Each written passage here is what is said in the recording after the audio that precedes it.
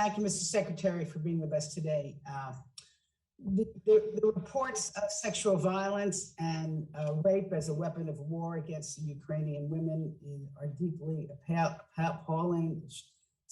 It's horrendous, the stories that we're hearing. So I have a couple of questions related to that. Are there any realistic efforts that can be made to stop that particular kind of violence? What kind of efforts are you making in terms of with the supplemental emergency funding to support the survivors of the sexual violence, including many who are becoming pregnant?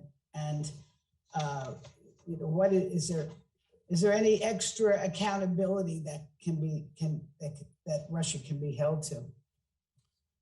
Thank you, and I share your view that these reports are appalling, and we continue to get new ones every day. As this Russian tide has receded from parts of Ukraine, we've seen what's been left in its wake. And one of the things that's been left in its wake is clear evidence of gender-based violence and other atrocities. So two things on this.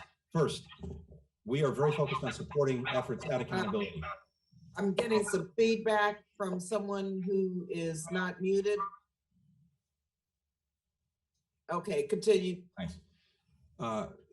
There are a number of efforts that are going on to try to ensure that there is accountability, and accountability, especially when it's visible, may serve as something of a deterrent going forward, but we want to regardless make sure that there's that accountability. We're directly supporting the efforts of the Ukrainian Prosecutor General and her team to accumulate evidence and to be able to prosecute war crimes of one kind or another. And we have our experts who are working with them every single day. Second, because we were able to get back on the UN Human Rights Council, one of the things we were able to do was get it to stand up a commission of inquiry into abuses of human rights, including gender-based violence in Ukraine, and we're supporting that effort. Third, we've welcomed the International Criminal Court opening an investigation, and I believe we can find ways to support that investigation going forward. And a piece of each of these investigations will be the crimes committed against Ukrainian women and girls. At the same time, we're looking at how our assistance programs can provide support to victims, to survivors. The funds that you have as a request before you, both in our budget, but also in the supplemental, I think some of that can be used to address that aspect of the humanitarian concern that we have. Like I just urge you to keep your talking loud and top of your lungs on this violence that's going again on the women in Ukraine. I want to just a quick statement on Grace Meng's on education.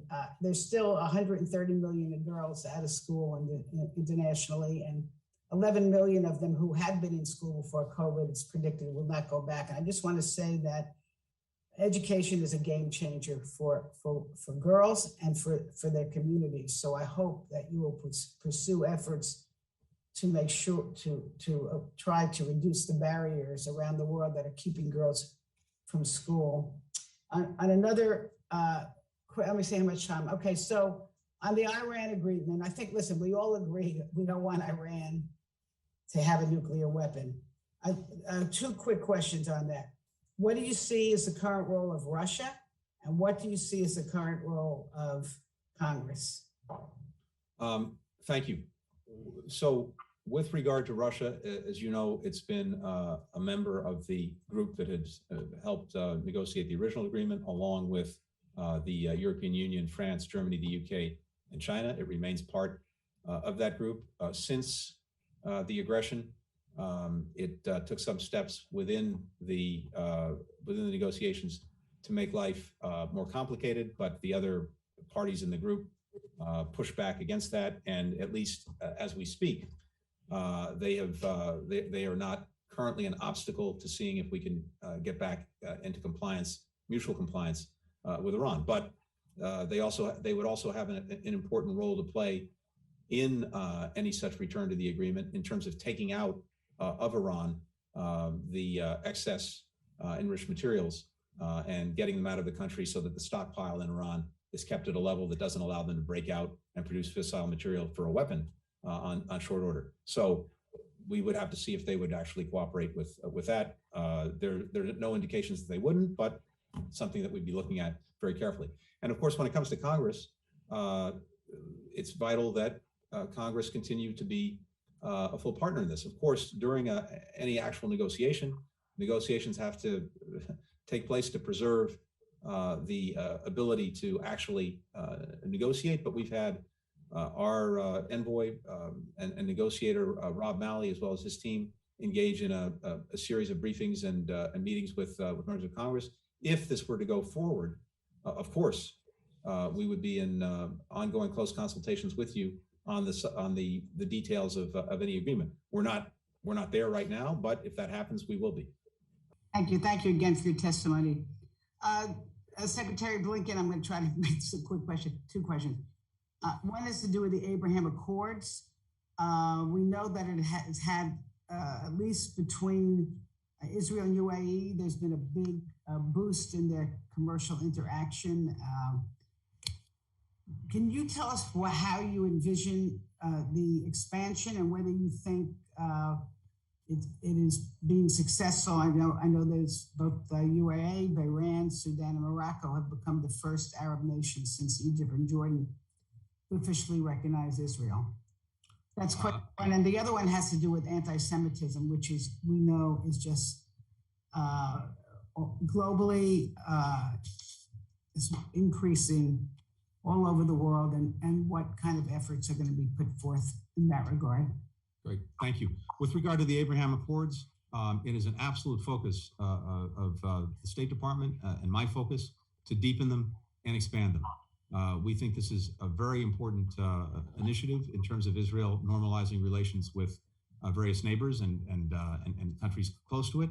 I recently took part in the Negev Summit with the foreign ministers from Israel, from Bahrain, from the United Arab Emirates, from Morocco, from Egypt. So either early partners of Israel or new ones as a result of the Abraham Accords. And we have, and we're pushing forward on a shared agenda for cooperation and integration on everything from energy to water to food to tourism to healthcare. I had previously convened an economic partnership group between Israel, the UAE, and India to do joint infrastructure investments. That's something that we created coming out of the Abraham Accords as well. We've launched working groups with Israel and the UAE on religious coexistence, on energy and water. Now, none of this is a substitute for resolving the challenges between Israelis and Palestinians, but it's profoundly important, and it's something that we are driving forward. And we'll not to interrupt you there, but on that point, how do you feel that the Abraham Accords can actually advance Israeli-Palestinian peace? At our Negev Summit, we spent some time talking with all of the participants about how we could collectively help address some of the needs of the Palestinian people, including, for example, supporting projects in the West Bank, 4G, solar projects, which would improve lives, supporting the Palestinian hospital network. And this is going to be very much a part of what the Abraham Accord countries actually do with Israel.